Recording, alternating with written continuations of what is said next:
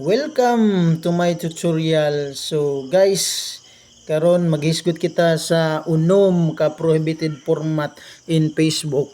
Mga ginadili nga video sa kalibutan ni Meta. So una, number 1 kaning ginatawag nga static video. Kana bang no movements, no motion at all. Ang imong video mura ra kag manikin, nagsige ra kag tindog, nagsige ra kag atubang sa camera. Wala gid siya motion at all. Number 2, kani ginatawag nato nga static image poll.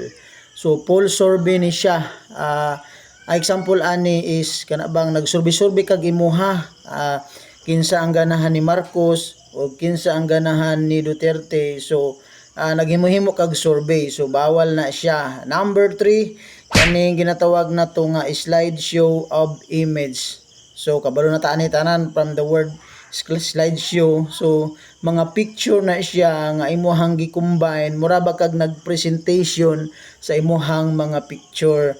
Example ana kanang mag-birthday sa kasal. So maghimo kag image nga slideshow nimo. So bawal na siya. Number 4 is kaning ginatawag nato nga looping video.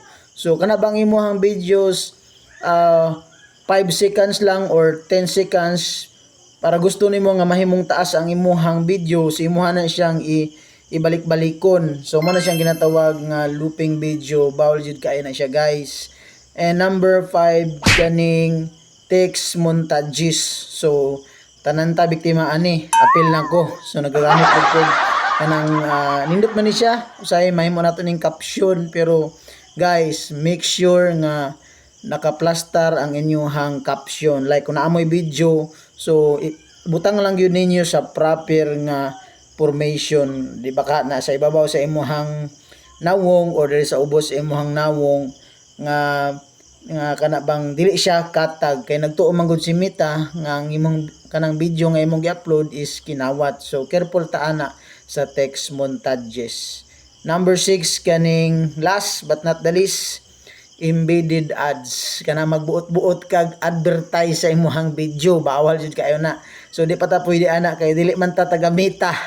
So siya lang jud ang abilidad nga mohatag og advertisement. So naa lang jud gihapon mga uban nga content creator, mapadako man og pagamay nga content creator nagagamit aning mga ads. So si Meta lang jud ang naikakayahan nga mohatag kanatog advertisement. So kana lang ang unom nga mga ginadili nga mga video sa kalibutan ni Meta. Unta nakatabang sa tanan.